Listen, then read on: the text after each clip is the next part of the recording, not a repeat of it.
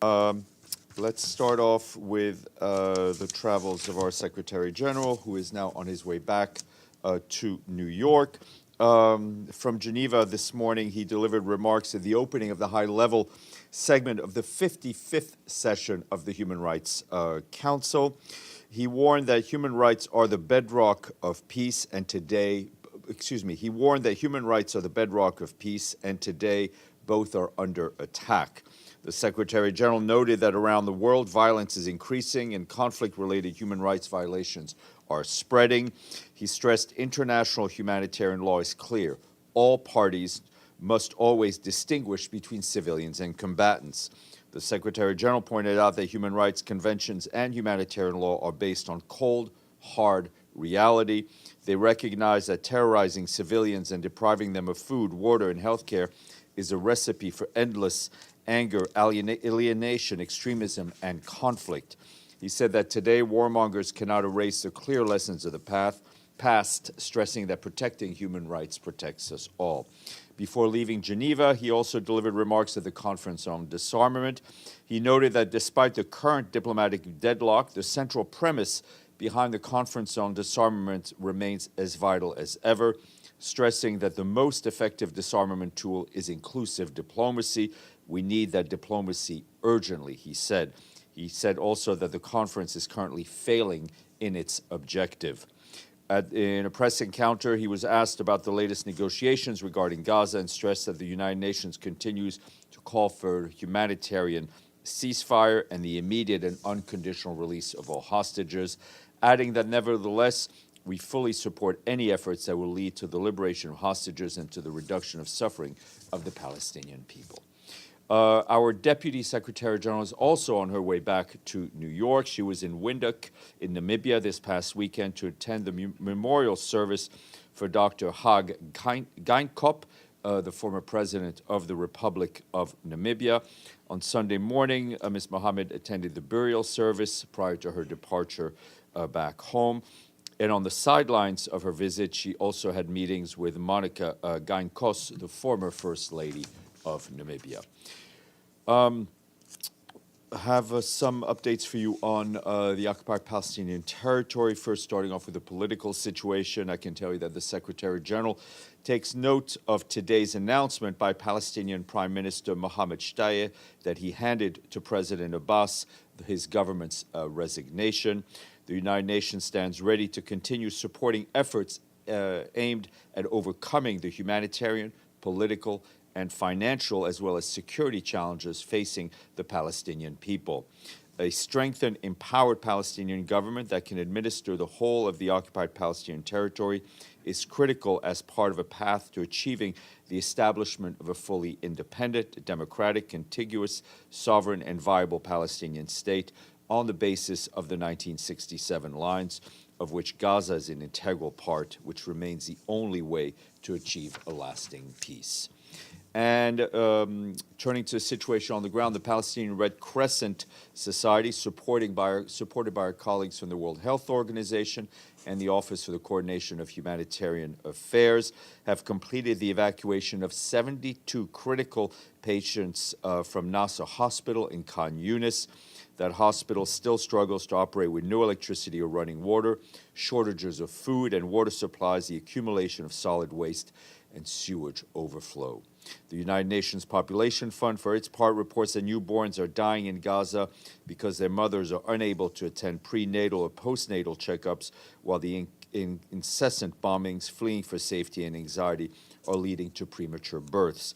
UNFPA says there are only 5 beds for deliveries at the Al-Halal Al-Emirati maternity ward hospital in Rafah, one of the few remaining functioning hospitals in Gaza. Despite the lack of such basic needs as sheets, the facility has to cope with 78 deliveries in one night. We and our partners are doing everything we can to provide food and assistance across Gaza, despite the major challenges, including the ongoing airstrikes and heavy fighting. Last week, more than a dozen of our partners reached 1.7 million people with food across Gaza. Half of those supplies went to Rafah Governorate, with the rest going to Deir al-Balah, Khan Yunis, and the north. To do more, we need safe and unimpeded routes in Gaza. We also need more trucks and fuel inside Gaza to ensure consistent and dependable food supply.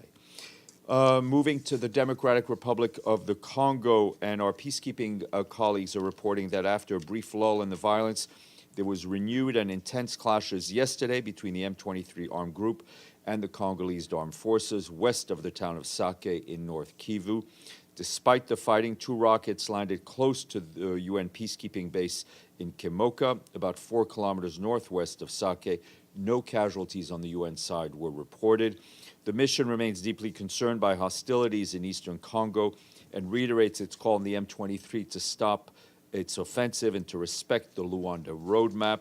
MONUSCO continues its protection efforts in the provinces, including by maintaining positions to defend civilians in Sake and Goma. This despite coming under fire and being regularly targeted. And in Sudan, the humanitarian coordinator there, Clementine Nkweta Salami, has expressed alarm at the reports of attacks on volunteers working with civil society organizations, including community-led initiatives known as emergency response rooms. In a statement, she said that local responders in Sudan must be able to safely carry out their critical and life-saving work, whether they are from the UN, non-governmental organization, or just community groups. National staff and local volunteers are on the front line of the humanitarian response in Sudan, which, as we've been telling you, is the humanitarian situation is truly terrifying. Ms. Nkweta Salami reiterated that civilians, including humanitarian workers, cannot be a target. And moving north to Ukraine, the Office of the Coordination of Humanitarian Affairs informs us that a new wave of attacks over the weekend and today across Ukraine caused civilian casualties and damaged civilian infrastructure.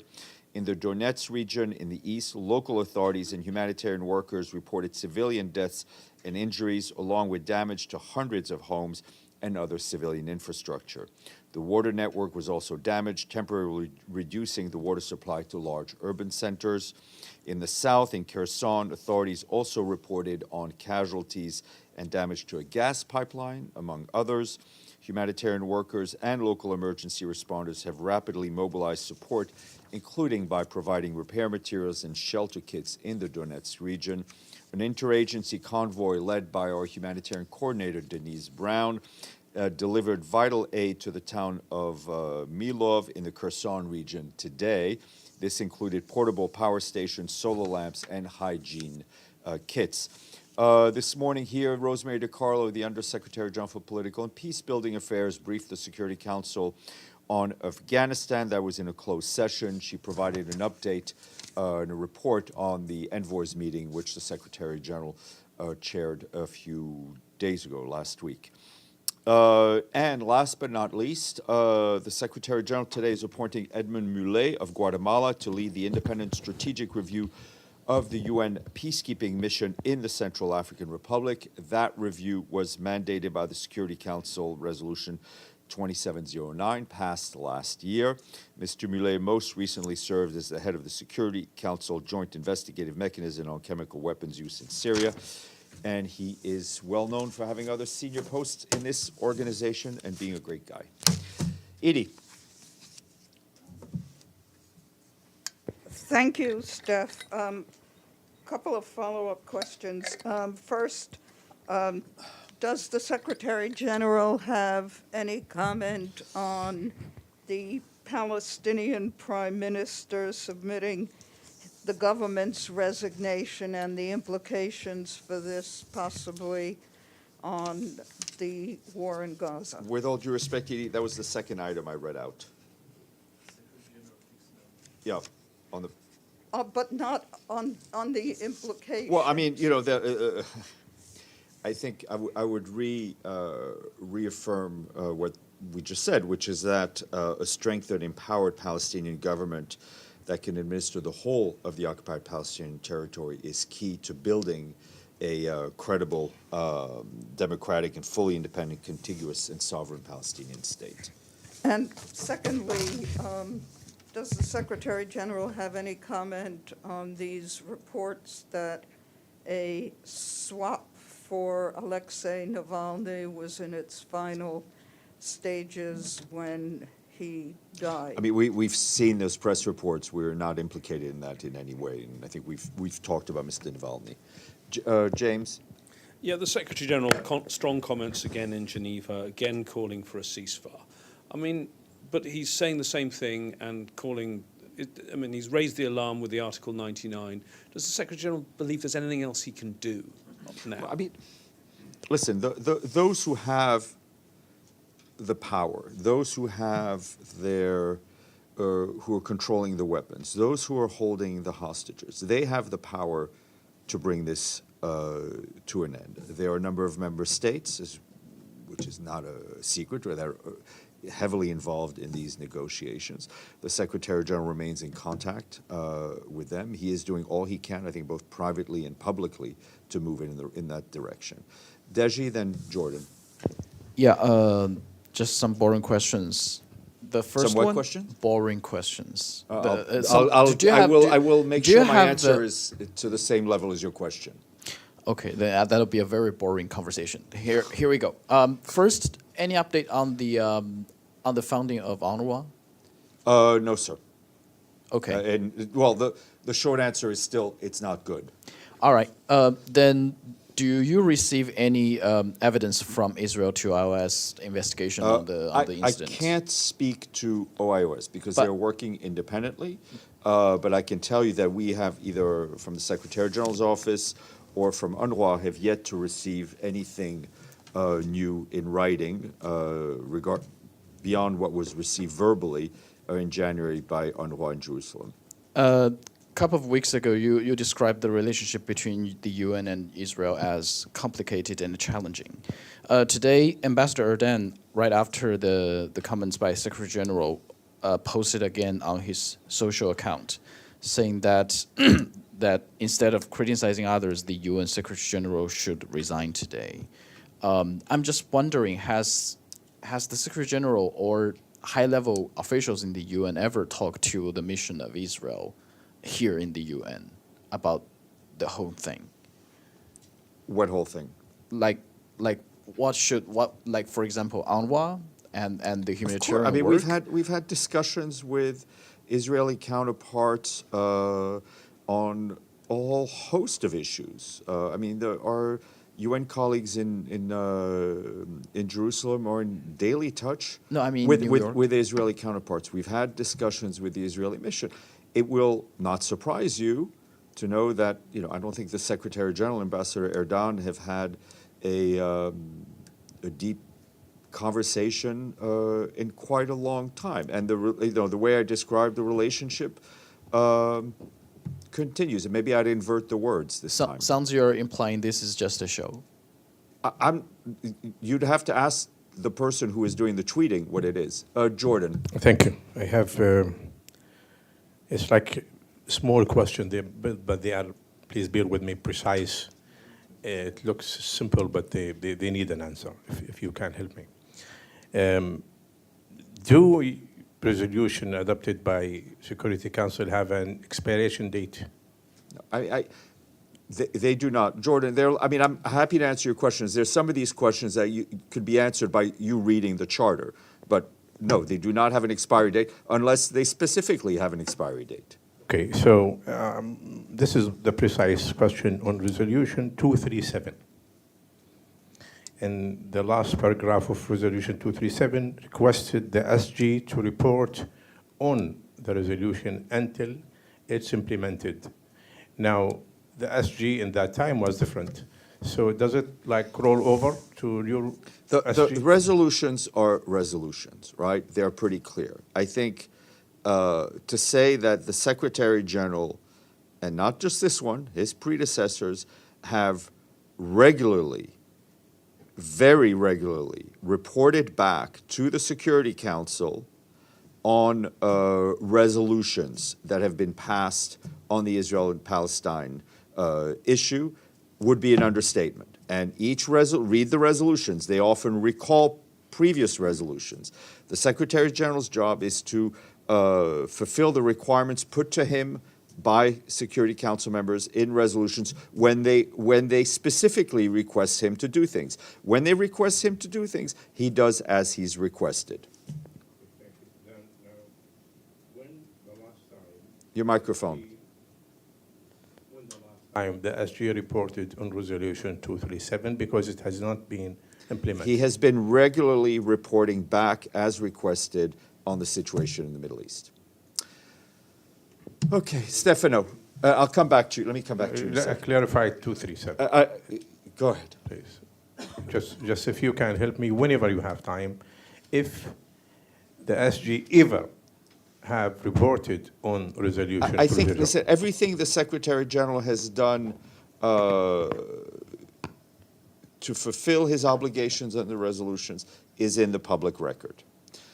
Stefano, and then I think, I don't have my phone, so if you have questions on the screen, wave your hand. Thank you, Stéphane. I hope it's not boring.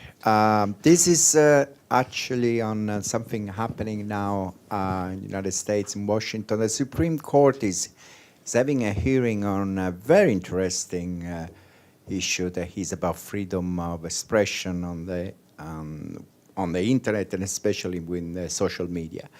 So I'm sure you know about it. Does the Secretary General think that the tech industry should be able to censor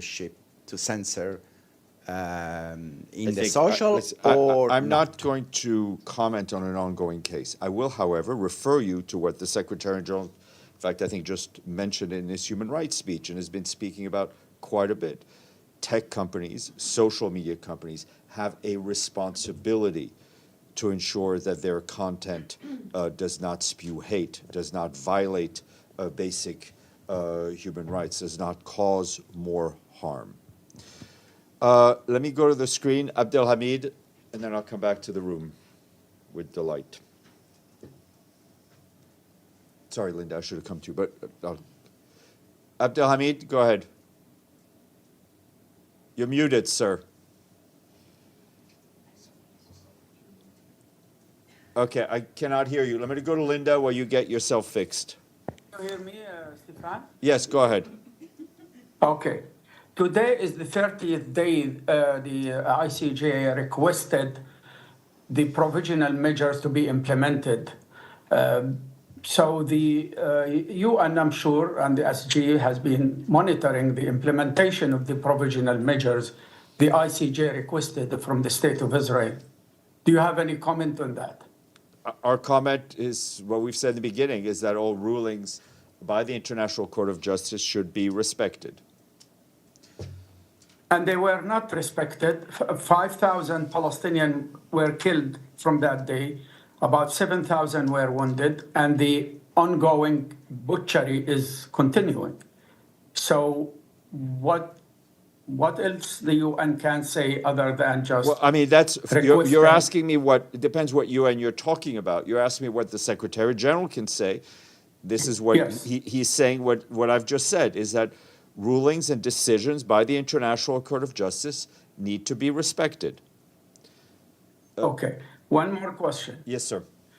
Today, an American pilot working for the Air Force set himself on fire. He died today, in fact. His name is Arul Bushnell, in protest to the carnage in Gaza, and he said he doesn't want to be part of this genocide.